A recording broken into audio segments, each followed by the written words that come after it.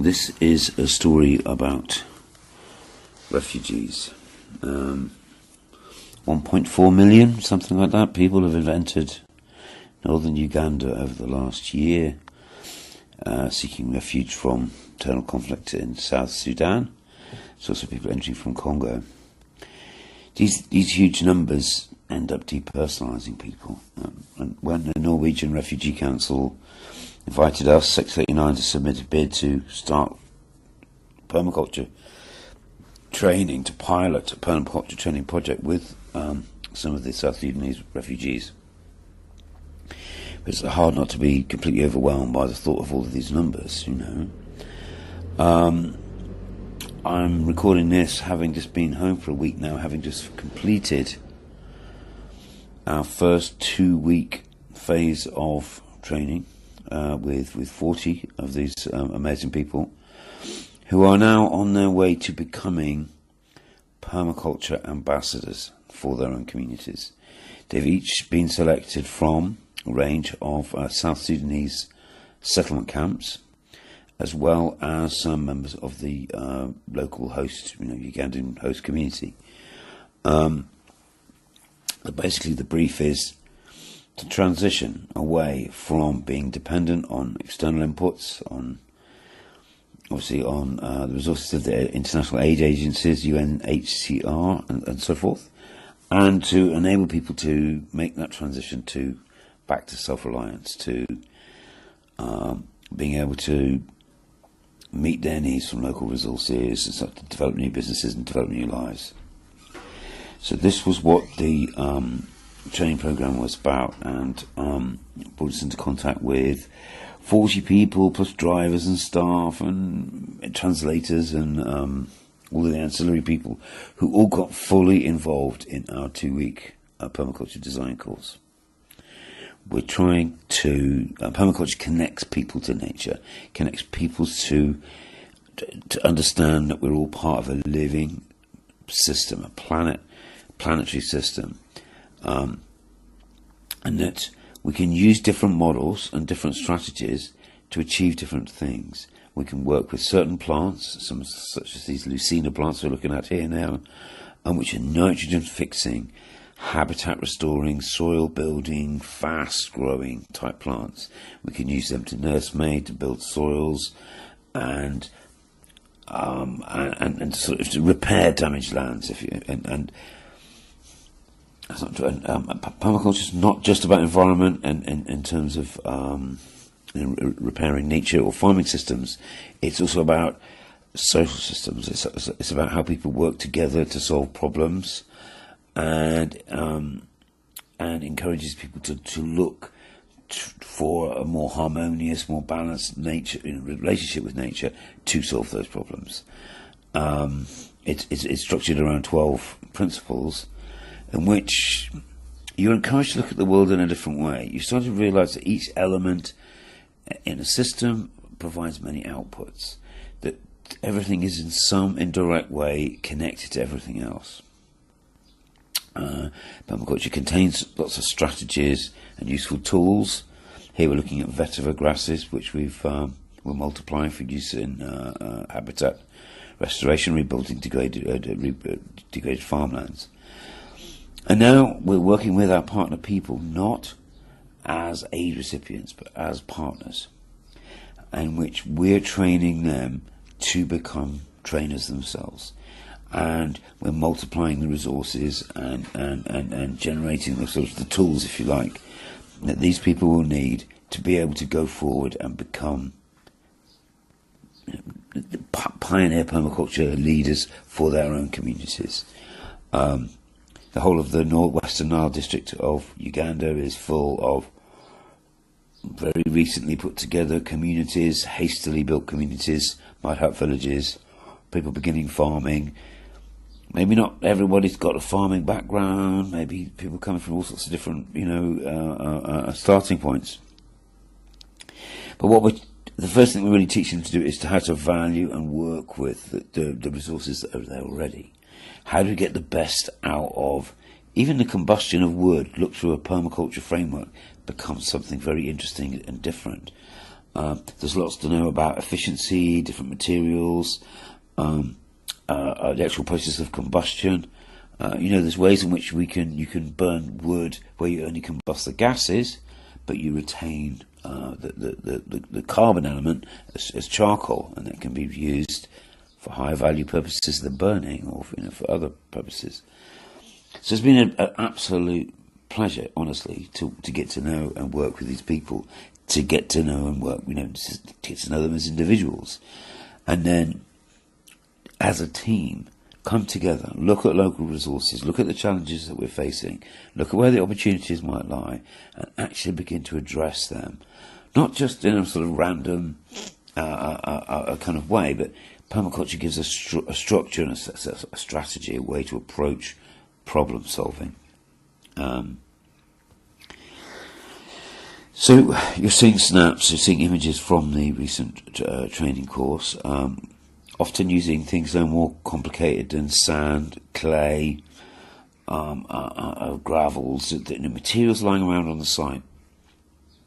We made water filters using sand and charcoal that will turn sort of rainwater into drinking quality water.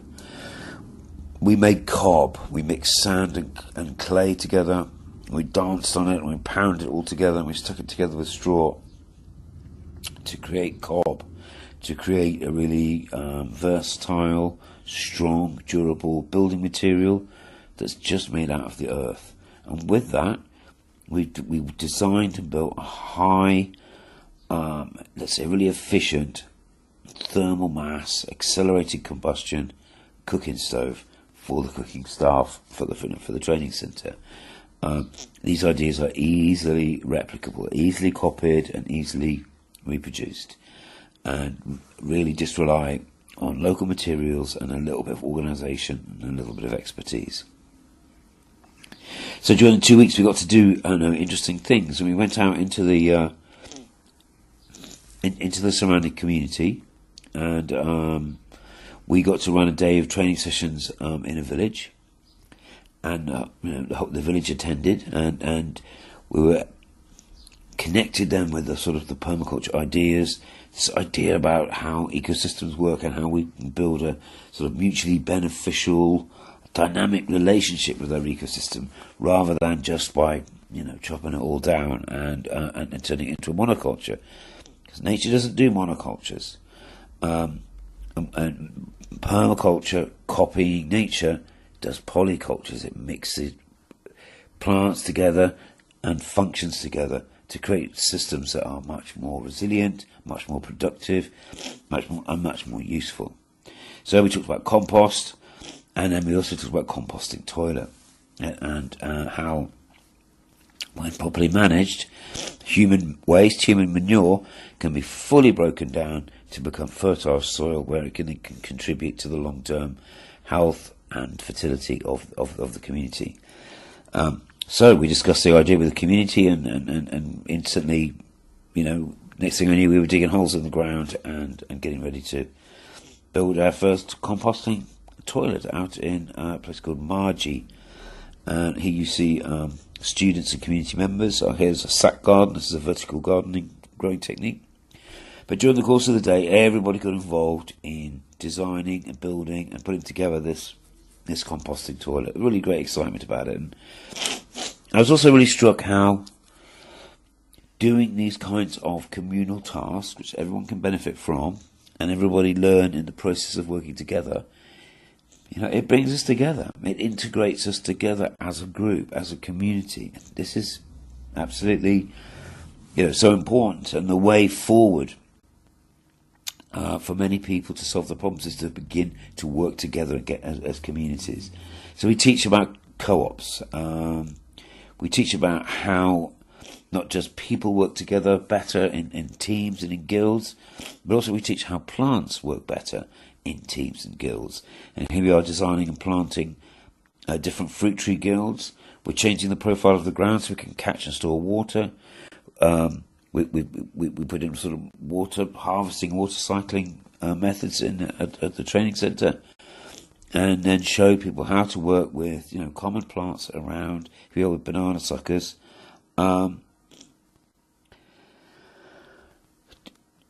to not just farm, not just produce a single output, but to put things together in a way in which we get multiple benefits, and we harvest rainwater, and we sequestrate carbon into the soil and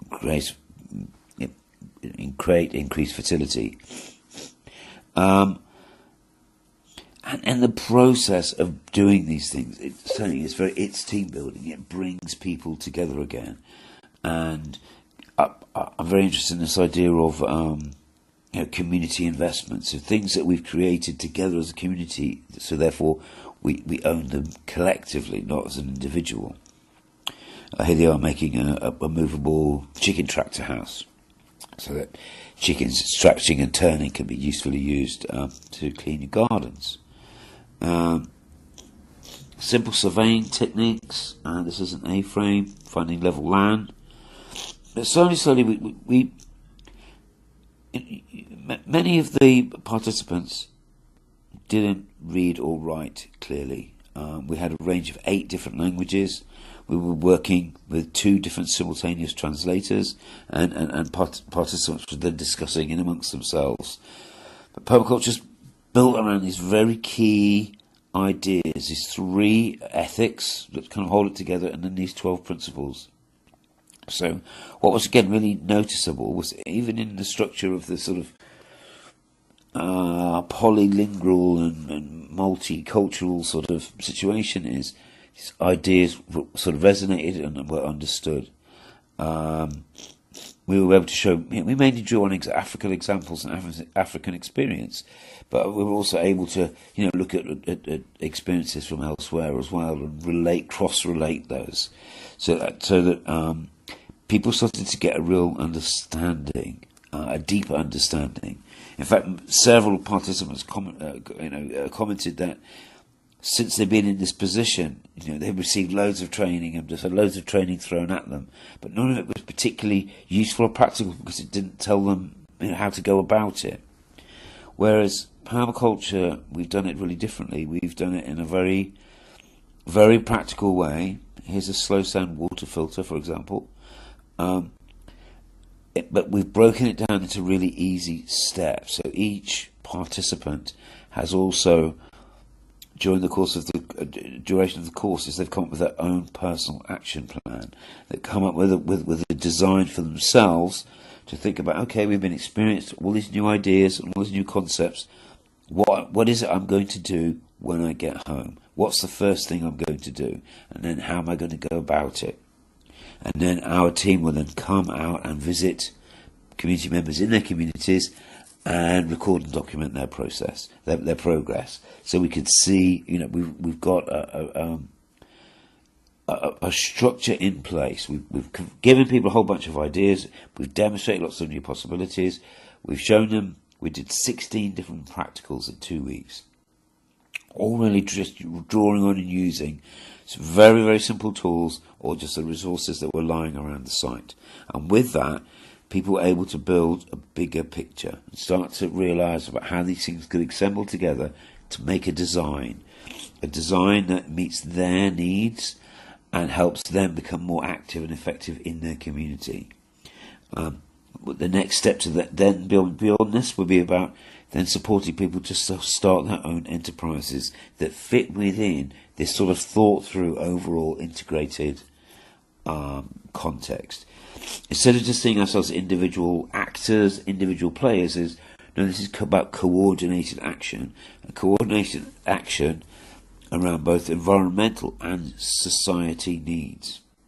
So these final slides here are of us building a raised bed. It's called a keyhole bed because it's keyhole shaped, and it means that you can reach around it. Oh, and here we are. The final task of the whole course was turning the compost heap that we made during the 2 weeks of the course. And in fact, we'd completely run out of time by the time we got to this point, but everyone was adamant. No one was going anywhere, no one was going home until we'd turned the compost heap. We really wanted to see the quality of the compost we'd made, all of the organic matter we'd harvested during the fortnight, and then food waste and so forth that had been contributed to it. So important that this isn't just a way of restoring fertility to the land and healing the land, which obviously is so important, but these techniques join people together to make them feel part of community, to make them feel a team. And that's what we've really pushed at, and we really hope that we've got them to the participants to a stage where they feel that they've accomplished something really important, because they have. I mean, they each got a certificate, a massive round of applause, and hopefully really strong reinforcement, something that helps them reassert and refine their own individuality that they might have lost through the process of being displacement, refugees. We want to see these refugees become settlers, to become citizens, to feel proud of what they've achieved, but also feel really part of their community, and that to understand that they can really contribute in a very, very important way by progressing with the ideas and the concepts that we've given them. And the delight, but also there's a real depth, a real excitement of accomplishment, and also of not just of having done the course, but of understanding what it's about and how they're going to be able to use it. And I think that we're at the beginning of a very, very interesting journey, and this is the first episode.